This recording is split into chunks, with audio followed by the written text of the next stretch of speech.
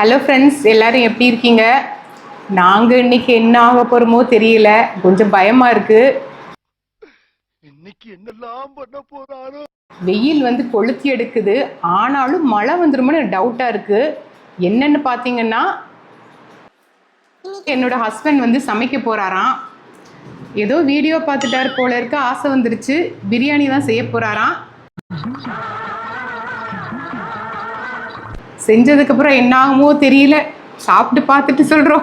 Hello, நாங்கள் வந்து பார்த்துருக்கோம், நல்லா சமைப்போம், பார்த்துக்கோங்க. சரி, ஓகே. ஃபைனல் ரிசல்ட் பார்த்துட்டு நாங்கள் என்னென்னு சொல்கிறோம். சரி வாங்க, பிரியாணி செய்ய போகலாமா? இன்ன வரைக்கும் நீங்கள் செஞ்ச பிரியாணி நாங்கள் சாப்பிட்ருக்கோம். இன்னைக்கு ஏன் பிரியாணி சாப்பிட்டு பாரு. போட்டு சாராயமே காய்ச்சறோம். 4 வெங்காயத்தையும் மிளகாய் கிளி போட்டு சாம்பார் வைக்க முடியாதா? நல்லா தான் சமைப்பீங்க எனக்கு தெரியும். ஆனால் பிரியாணின்னு சொல்லும்போது தான் எனக்கு சந்தேகமாக இருக்கு. அவர் சாதாரண மனுஷன் இல்லை, பிரியாணி செய்யறதுக்காக பிறவி எடுத்த பெரிய சைஸ் தெய்வ குழந்தை. நான் வந்து ஒரு ப்ராடக்ட் ஒன்று ரீசெண்டாக வாங்கினேன். இதுதான் அது. இது என்னென்னு பார்த்தீங்கன்னா, நம்ம கிச்சனில் சமைக்கும்போது அளவுகள் வந்து கன்ஃபியூஸ் ஆச்சுன்னா இது வந்து கரெக்டான அளவுகளை மெஷர் பண்ணி கொடுக்கும். இது வந்து இருக்குது, ரொம்ப யூஸ்ஃபுல்லாக இருக்கும். கேக்லேருந்து நம்ம பிரியாணி செய்கிறது, என்ன ஃபுட் செஞ்சாலுமே ரொம்ப ஹெல்ப்ஃபுல்லாக இருக்குது. இதோட லிங்க் வந்து டிஸ்கிரிப்ஷன் பாக்ஸில் கொடுக்குறேன், நீங்கள் வந்து கிளிக் பண்ணி வாங்கிக்கோங்க. இப்போ ஆனியன் வந்து நாங்கள் 450 கிராம்ஸ் எடுத்திருக்கோம். ஸோ எல்லாம் வந்து அளவுகள் போடும்போது ஈஸியாக இருக்கும். கரெக்டாக வந்துடுச்சு. சரி போவோம். அப்படி சொல்ல வேண்டியதானே, அதுக்காக இந்த அளவு எடுத்துக்கிட்டு இருக்க. என்ன நீ எந்த வீடியோ எடுக்கிறாங்க, இடையில வந்துட்டு இருக்க, நீ பண்ற மாதிரி நான் பண்ண போறேன் தெரியுதா? சரி, நீங்கள் தான் பண்ண போறீங்க. விட்டோன்னா கை உள்ள இருங்க. இது வந்து ப்ரெஷர் குக்கரில் இன்னைக்கு நாங்கள் செய்யலை. தாளிக்கிறதெல்லாம் மட்டும் இதில் வந்து தாளித்து எடுத்துட்டு அப்புறம் வந்து ஒரு சட்டியில் தான் வந்து தம் மாதிரி தான் செய்ய போகிறோம். ஃபஸ்ட்டு வந்து இதில் செய்யலாமா? ஓகே. குக்கர் எடுத்தாச்சு. இப்போ என்ன பண்ணோம்? எண்ணெய் ஊற்றணும். ஸ்டவ்வை பற்ற வைங்க முதல்ல. உங்களை வச்சுட்டு சமைக்கிறதுக்குள்ள விடிஞ்சு போயிடும்பா. முதல்ல பற்ற வைக்கணும். ஸ்டவ் எப்படி பற்ற வைக்கணும் தெரியுமா? சரி பார்ப்போம். அண்ணா இந்த பாய்லர் கொஞ்சம் பற்ற வைங்க அண்ணா. டேய் பத்திக்கிச்சா? போறா கீழ. Very good. உங்களுக்கு தெரியும். அதுக்கப்புறம் சட்டி வைக்கணும். ஓகே, ஊற்றுங்க எண்ணெய். பிரியாணிக்கு என்னென்ன ஊற்றணும்? எந்த எண்ணெயா வேணும்? கடலெண்ணெய். அப்படி சொல்ல வேண்டியதானே. இது நல்லெண்ணெயா? கடலெண்ணெய் ஊற்றினா நல்லா இருக்கும். கடலெண்ணெயும் கொஞ்சம் சன்ஃப்ளவர் ஆயிலும் ஊற்றிக்கலாம். அந்த மாதிரி. வெங்காயத்தை போட்டு வதக்க போகிறோம். எவ்வளோ? 450 கிராம் தானே? Okay okay. எண்ணெய் சூடானதுக்கப்புறம் போடுமா? இல்லை போடுங்க போடுங்க, ஓகே இருக்கும்.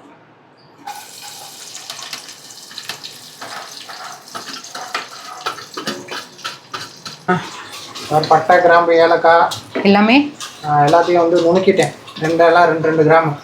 சரி. வெங்காயம் வதங்கும் போது நல்லா வாசம் வருது இல்லப்பா? சொன்னப்பல ஓவரா ரீட் அடிக்கிற குடு. பிரியாணி எடுப்பா. இன்னைக்கு இஞ்சி பூண்டை போடுறோம், பார்த்துக்கோங்க. சரி, ஓகே. இஞ்சி பூண்டு அரைச்சாச்சு. வெங்காயம் வதங்கிடுச்சா? நாளைக்கு போட போகிறோம். வெங்காயம் வதங்கிடுச்சா? வெங்காயம் நல்லா வதங்கிருச்சு, ப்ரௌன் கலர்ல. இஞ்சி பூண்டை போட்டு நல்லா போட்டு அதோட வாசனை போகிற வரைக்கும் கிளறணும். இப்போ வந்து பாஸ்மதி அரிசி வந்து என்னப்பா எவ்வளோ எடுக்கணும்? பாஸ்மதி அரிசி கழுவிக்கணும். 1 கிலோ வந்து கழுவி நல்லா வச்சுக்கணும். கழுவி அடிமட்ட வரைக்கும் போய் அலசுவோம். நல்லா தண்ணியெல்லாம் கீழே ஊற வைக்கிறேன். கழுவிட்டேன், 3 தாட்டி கழுவிட்டேன். ஊற வச்சுறேன். பாஸ்மதி அரிசி 1 கிலோனா சிக்கன் 1 கிலோ செஞ்சுட்டியா?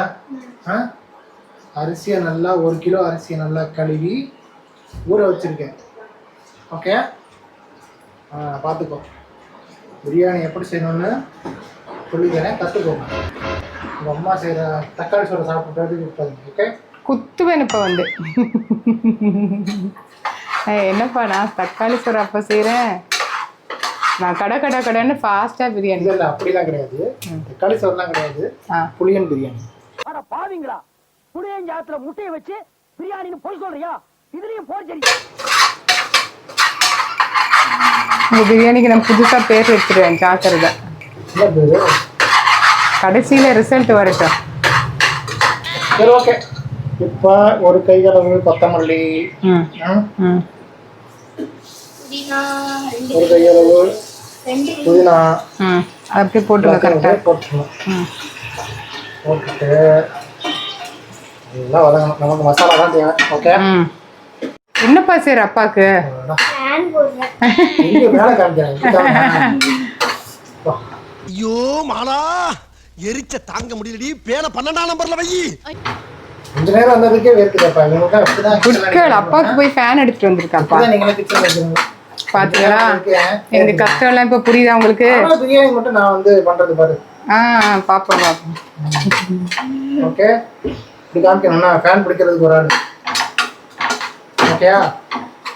இது ஒண்ணு சார்ஜ் இருக்கா இல்ல போயிருமா? இருக்கா? விட்டுக்காத, ஓடி. ஓகே, தக்காளி வெட்டியாச்சு. ஓகே, இது எத்தனை தக்காளி?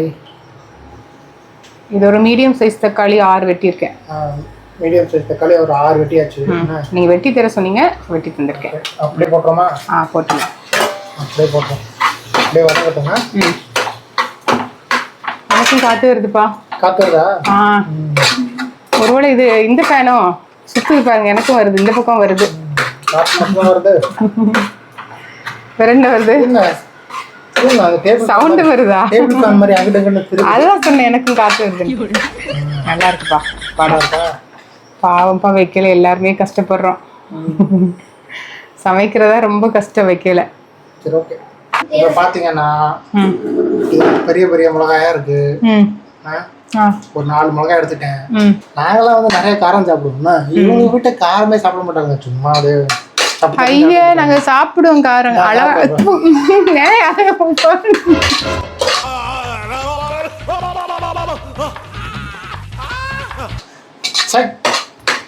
காரம் சாப்பிடணும்னு பாரு.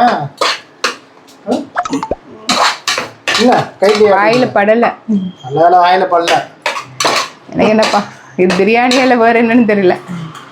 காரமா இருக்கான்னு சொன்னதான் நான் வந்து எத்தனை மிளகா போடணும்னு சொல்ல முடியும். அப்ப டேஸ்ட் கொடுக்கலாம்ல, உள்ள போட்டீங்க. மிளகா சாப்பிடுறியா? 1 டேபிள் ஸ்பூன் மிளகாத்தூள். ஓகே, இங்க இந்த மிளகாத்தூளை காணும். மிளகா அங்க போயிட்டா போட போறேன். வந்து நம்ம காரத்துக்கு ஏத்த மாதிரி போட்டுக்கலாம். நம்ம வந்து கொஞ்சம் மீடியமா தான் போடுறோம் காரம். என்னப்பா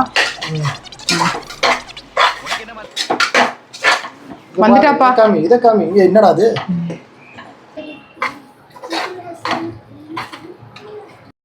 வெறும் மிளகாத்தூள் மட்டும் தான் போட்டிருக்கீங்க, வேற மசாலா எதுவும் போட வேணாமா?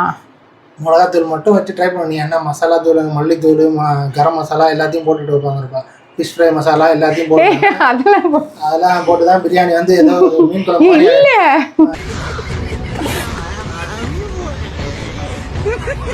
சாம்பார் சாதம் மாதிரி சாம்பார் தூள் போடுவீங்களா நீ? இல்ல, நான் வந்து பிரியாணி மசாலா, கரம் மசாலா, மிளகாத்தூள் போடுவேன். அப்புறம் வந்து மல்லித்தூள் வந்து லைட்டா போடுவேன், மஞ்சள் தூள் கொஞ்சோண்டு போடுவேன், அவ்வளவுதான். என்னப்பா அது அடுத்தது? என்னப்பா அடுத்து நம்ம தயிர் சேர்த்துக்க போறோம். சரி, தயிர் சேர்க்கிறீங்க, எல்லாமே சேர்க்கிறீங்க, உப்பு சேர்த்தீங்க முதல்ல. பாத்தீங்களா? உப்பு வந்துருச்சு. பாத்தீங்களா? இதுக்கு தான் நாங்க தேவைன்றது. நீங்க மறந்துட்டீங்க. எங்க அப்பா உலகத்துல தோசையை திருப்பி போட்டு பாத்திருக்கேன், இப்ப இட்லியவே திருப்பி போடுறானே.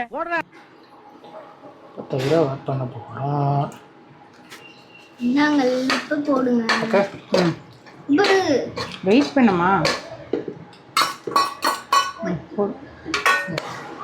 1 ஸ்பூன் அளவுக்கு உப்பு போட்டுக்கலாம் காய்ஸ். கையில கொஞ்சம் அள்ளி உப்பு போட்டுக்கலாம், கல் உப்பு. இப்ப எண்ணெய் பிரிஞ்சு வந்துருச்சு. எண்ணெய் பிரிஞ்சு வருதா? அப்ப நம்ம என்ன ஆட் பண்றோம்? இதுக்கப்புறம் தண்ணி ஊற்றணும். இப்போ வந்து தண்ணி ஆட் பண்ண போறீங்க. நான் எப்போதுமே வந்து இதில் வந்து 1 படி அரிசி எடுத்தேன்னா 1.5 படி தண்ணி விடுவேன், பாஸ்மதி அரிசினா. ஸோ அதுக்கேற்ற மாதிரி எனக்கு தெரியும். சும்மா வந்து நீ வந்து உன் சேனல் நீ சொல்லக்கூடாது. என் சேனல் இல்லைப்பா, நம்ம சேனல். எப்படி சிக்கிரிக்கம் பாத்தியாப்பா? ஓகே, முன்னாடி ஏதோ சைவமாக வந்துருந்துச்சு. சொல்லுங்க. ஓகே, 1 கேஜி ரைஸ், அப்போ 1.5 படி தண்ணி. 1 KG rice, 1 kilo rice 1 KG தானப்பா எடுத்தோம். 1 கேஜினா 2.5 படி அரிசி வந்துச்சுப்பா. அப்போ தண்ணி எவ்வளோ எடுக்கணும்? 1.5 கிலோ தண்ணி. நம்ம ஒண்ணு கேட்டா நம்மள அசர வைக்கிற மாதிரி ஒரு பதில் சொல்லுவார் பாரு, அது நமக்கு இங்க புரியாது, வீட்டுக்கு போனா தான் புரியும். சில பேர் இப்போ வந்து தண்ணி ஆட் பண்ணுங்கப்பா.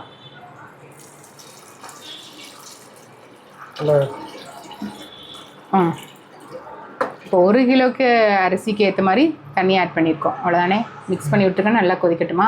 இப்போ என்ன பண்ண போகிறோம்னா, தண்ணி ஊற்றியாச்சு. ஒரு கொதி வந்ததுக்கப்புறம் நம்ம சிக்கனை போடுறோம். கழுவி வச்சு சிக்கன். ஓகே, சரி. ஓகே, நல்லா லைட்டாக கொதி வந்துடுச்சு. சிக்கன் எடுத்தாச்சு, கழுவி வச்சாச்சு. கழுவிட்டு அதுக்கப்புறம் சிக்கனை போட போகிறோம். ஓகேப்பா, நம்ம போட்டுருவோமா? மெதுவாக போடுங்க தெரியும். அடுத்தது என்னப்பா? அடுத்து என்னென்னா, இப்போ வந்து ஒரு பாத்திரத்தை தண்ணி வச்சு கொதிக்க விட்றோம். அது வந்து அரிசியை வந்து போட்டு ஹாஃப் பேக்டாக எடுத்துக்கணும். அதுக்காக கொஞ்சோண்டு அரிசியை போடணும், கொஞ்சோண்டு உப்பு போட்டுக்கோங்க. சரி, போட்டு தண்ணியை கொதிக்க விடுவோம். ஸோ பார்த்தீங்கன்னா அரிசியை கழுவி எடுத்தாச்சா, வந்து லைட்டாக ஊறி இருக்குன்னு நினைக்கிறேன். இப்போ லைட்டாக ஆமாம் ஊறிடுச்சு. இப்போ அரிசியை போடலாமா? என்ன புரிஞ்சிருச்சா? இல்ல நானே புரியாம குழம்பிட்டு இருக்கேன், உனக்கு புரிஞ்சிருச்சா? போடுங்க. எல்லா அரிசியும் சிக்கனை போட்டு கொதிக்க வைக்கிறோம். லைட்டாக கொதிக்கட்டும். அதுக்கு முன்னாடி டேஸ்ட் பண்ணணும். லைட்டாக வந்து ஃபுல் அரிசியும் போட்டிங்களா? போட்டாச்சு. போட்டுட்டு மூடி வச்சுருக்கீங்க. ஃபுல் அரிசியும் போட்டாச்சு. லைட்டாக ஒரு கொதி வரட்டோம்னா சரி. லைட்டாக கொஞ்சம் எடுத்து டேஸ்ட் பண்ணி பார்த்தா உப்பு கறிக்கணும்.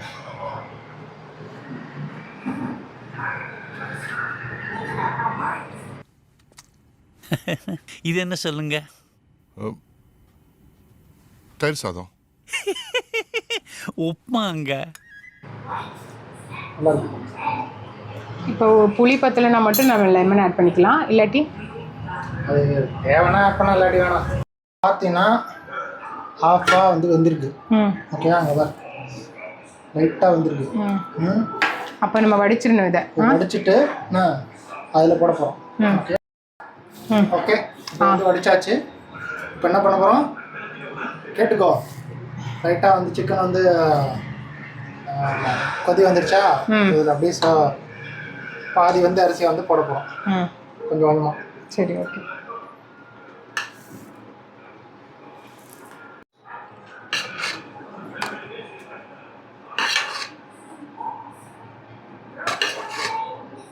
எல்லா அரிசியும் இது போட்டாச்சா, ரைஸையும் இப்போ லைட்டாக அப்படியே முங்கின மாதிரி அப்படியே இருக்க மாதிரி வைக்கணும்னா, ரொம்ப தண்ணி ஊற்றக்கூடாது. ஓகே ஓகே, இப்படி இருக்கும். இதுக்கப்புறம் போட்டு நல்லா மூடி வச்சிடணும். தம் போட போகிறோம். போட்டு தம் போட்டு வந்துட்டா நான் மூடுங்க அப்படியே.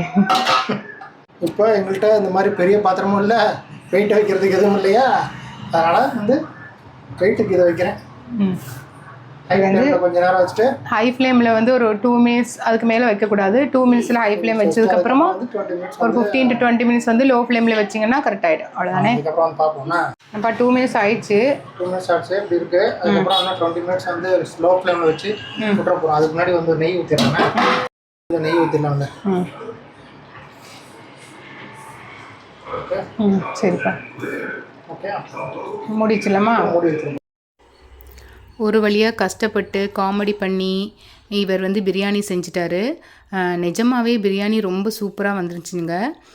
நான் வந்து சில்வர் பாத்திரம் தான் வச்சுருக்கேன். நீங்கள் வந்து அலுமினிய பாத்திரம் இதே மாதிரி வாங்கி வச்சிட்டிங்கன்னா பிரியாணி செய்யும்போது ரொம்ப நல்லாயிருக்கும். சூடாக இருக்கும்போது கெட்டு போகாமல் ரொம்ப நேரத்துக்கு இருக்கும்.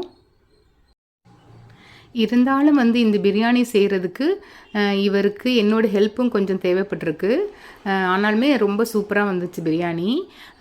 நீங்கள் வீடியோ வந்து ஸ்கிப் பண்ணாமல் பார்த்துருந்தீங்கன்னா நான் இதோட அளவுகள் வந்து இடையிலே வந்து எல்லா அளவுகளுமே சொல்லியிருப்பேன். இந்த மாதிரி ஃபேமிலியோட சமைச்சு சாப்பிடும்போது ரொம்பவே ஹாப்பியாக இருந்துச்சுங்க. அன்னைக்கு பார்த்திங்கன்னா நாங்கள் மட்டன் கூட வாங்கியிருந்தோம். அது வந்து ஆல்ரெடி வந்து கிரேவி மாதிரி செஞ்சு வச்சுட்டோம். ஸோ அது வந்து சைடிஷ்க்கு நல்லா இருந்துச்சு. அப்புறம் தயிர் பச்சடி செஞ்சுருந்தோம். ஸோ எல்லாமே ரொம்ப காம்பினேஷன் சூப்பராக இருந்துச்சுங்க. எப்படி இருக்கு சொல்லுங்க அண்ணா. வடிச்ச கஞ்சி வெள்ளையா இருந்தது, ஆக்கிர சோறு சிகப்பா இருக்கு. அதான் இத்தனை நாள் இவளுக்கு சமைச்சாளுகளே இந்த டெக்னிக்கல்ல சமைச்சிருக்காளுகளா?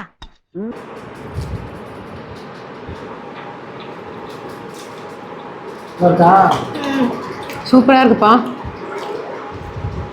பீஸ் எல்லாம் நல்லா சாஃப்டாக வெந்துருச்சு பாருங்களேன். இது பாருங்க,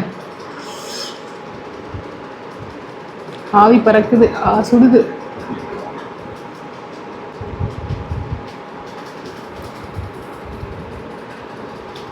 ஓகேவா பிரியாணி?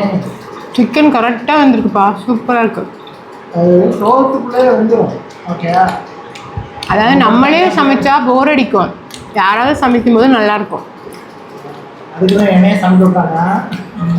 ஹோட்டல் நடத்த வந்தது தப்பு இல்லையா? உன்ன மாதிரி ஆளை உள்ள சேர்த்தான் பாரு, அதான் தப்பு. சமைச்சு காமிச்சேன், வெளியே சமைக்கிறேன்.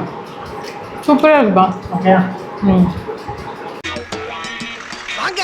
என்னடா கூட்டம் கூட்டமா வந்து கொத்து கொத்தா திரும்புறாங்க?